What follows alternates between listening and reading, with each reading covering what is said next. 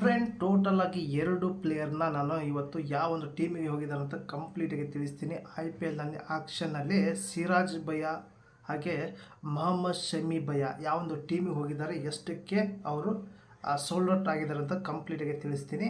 Friend, ಮೊದಲಿಗೆ ಮೊಹಮ್ಮದ್ ಸಿರಾಜ್ನ RCB RTM card ಮೂಲಕ ಉಳಿಸ್ಕೊಂಡಿಲ್ಲ.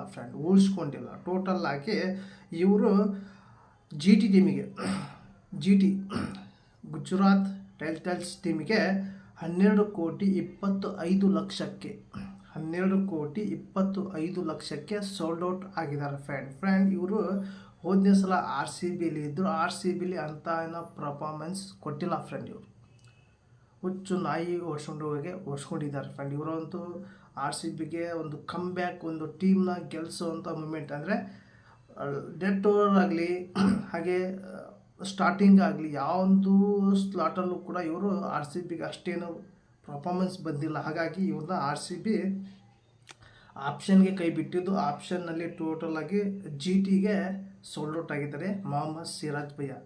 ಟೋಟಲ್ ಆಗಿ ನೆಕ್ಸ್ಟು ಮೊಹಮ್ಮದ್ ಶಮಿ ಇವರು ಟೋಟಲ್ ಆಗಿ ಇಂಜುರಿ ಆಗಿತ್ತು. ಫ್ರೆಂಡ್, ಇವರು ವರ್ಲ್ಡ್ ಕಪ್ಪಲ್ಲಿ 2023 ವರ್ಲ್ಡ್ ಕಪ್ಪಲ್ಲಿ ಲಾಸ್ಟ್ ಆಡಿದ್ದು. ಅಲ್ಲಿಂದ ಹಿಡಿದು ಇಲ್ಲಿ ತನಕ ಇಂಜುರಿಲಿತ್ತು. ಮೊನ್ನೆ ರಿಕವರ್ ಆಗಿ ನಾನು ಫಿಟ್ ಇದ್ದೀನಿ ಅಂತ ಹೇಳಿದ್ದಾರೆ. ಅದಕ್ಕೂ ಕೂಡ ಆಪ್ಷನ್ನಲ್ಲಿ ಬಂದಿರೋ. ಫ್ರೆಂಡ್, ಇವರು ಬಂದುಬಿಟ್ಟು ಮೊದಲಿಗೆ GTಯಲ್ಲಿ ಆಡಿದರು. ಫ್ರೆಂಡ್, GTಯಲ್ಲಿ ಇವರು ಪರ್ಫಾರ್ಮೆನ್ಸ್ ಚೆನ್ನಾಗೇ ಇತ್ತು.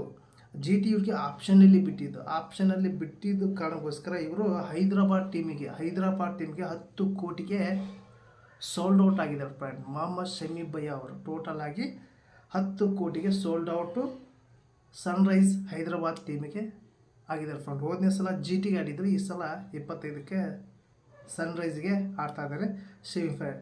ಫ್ರೆಂಡ್, ಮೊಹಮ್ಮದ್ ಸಿರಾಜು ಹಾಗೆ ಮೊಹಮ್ಮದ್ ಶಮಿ ಬಂದುಬಿಟ್ಟು ಹೈದರಾಬಾದಿಗೆ ಹೋಗಿದ್ರು. ಹಾಗೆ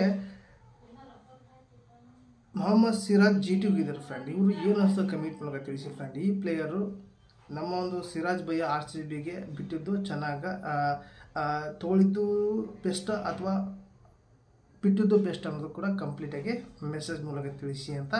ಮತ್ತೆ ಟೋಟಲ್ ಆಗಿ ಇನ್ನೂ ಹಲವಾರು ಪ್ಲೇಯರ್ ಇದೆ, ಅವ್ರ ಬಗ್ಗೆ ವಿಡಿಯೋ ಮಾಡ್ತಾ ಇದ್ದೀನಿ. ಟೇಕ್ ಕೇರ್, ಬಾಯ್.